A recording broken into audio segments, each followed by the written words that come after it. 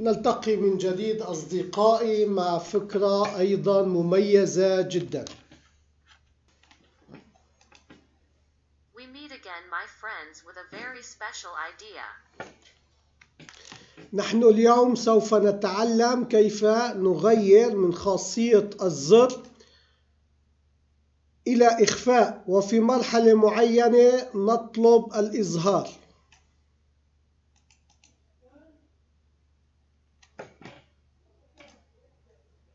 Today we will learn how to change the property of the button to hide, and at a certain stage we ask to show this button.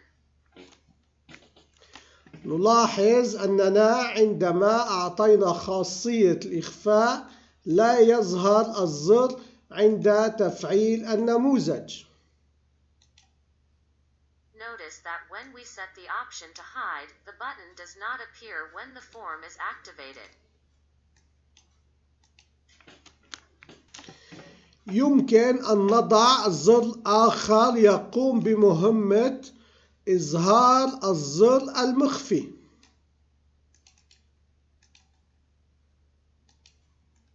We can put another button that performs the task of showing the hidden button.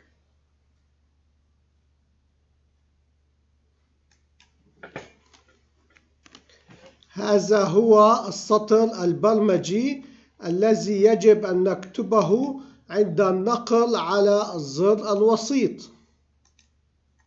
This is the line of code that we should type when clicking on the moderator button.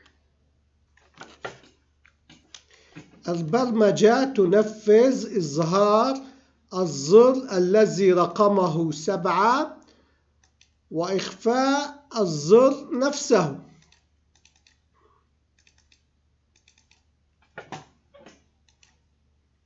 Programming performs the display of the button whose number is 7 and hides the button itself.